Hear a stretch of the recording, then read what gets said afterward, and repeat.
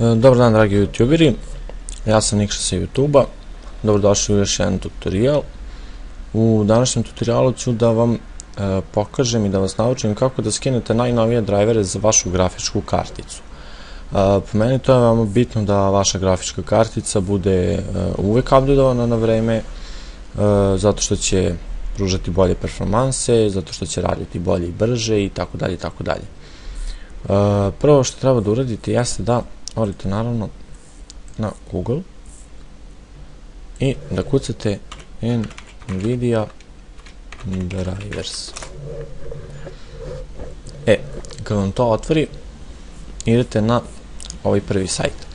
Ukoliko imate neku drugu grafičku karticu da nije NVIDIA nego da je Radeon ili bilo koja druga, znači onda umjesto NVIDIA kucate Radeon drivers i uglavnom je to, znači prvi sajt uđite i tu ćete naći sve što vam treba.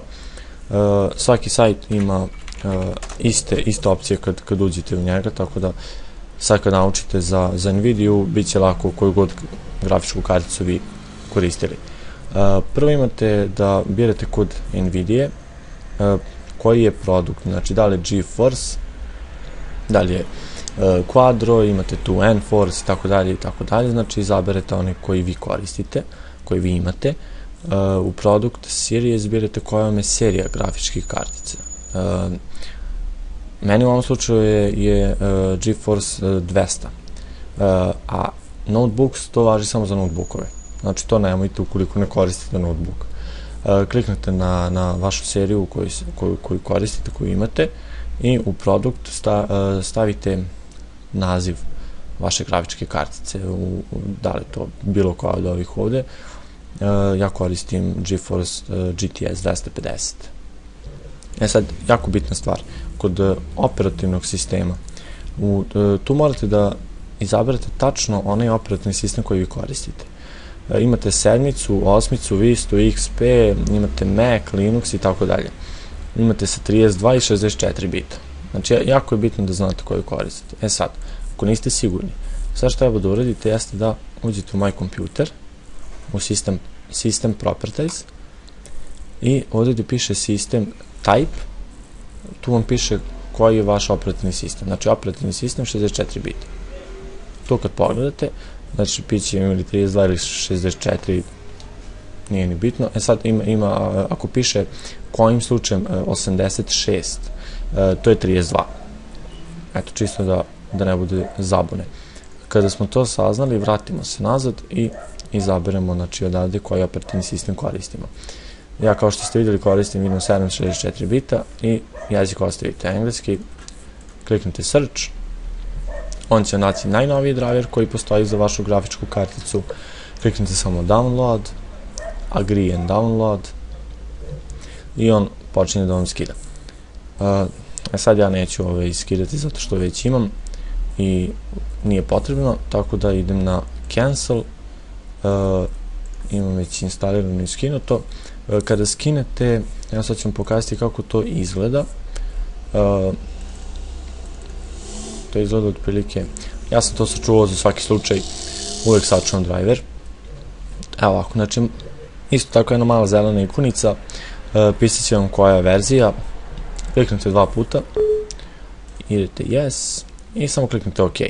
On će sam da instalira tamo gdje je potrebno, ne morate ništa da menjate, ništa da čačkate, znači on sam lepo updateuje i to je to. Ja neću, jer kao što sam već rekao, imam instalirano. I to bi otprilike bilo to, ništa teško, samo morate da znate koju grafičku karticu imate. Ako ni u to niste sigurni, imate ovaj program koji se zove CPU-Z.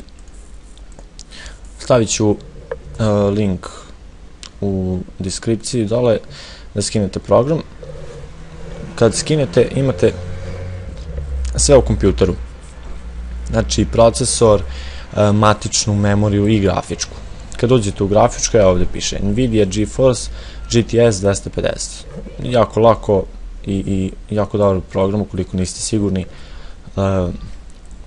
oko nekih stvari u vašem računaru. Znači, stavit ću link u deskripciji, pa ako ne znate, skinite program, proverite, jednom kad vidite, zapamtite sigurno, nije teško.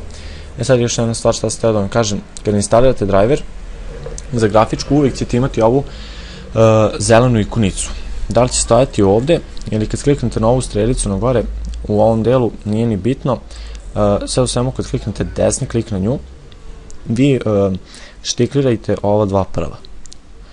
To znači da će vas on uvek obavestiti kada izađe novi driver i ponuditi da skinete i da ga instalirate odmah, što je jako dobro, ne morate non stop da čekirate za update ili da idete na njihov sajt, da upoređujete i tako dalje.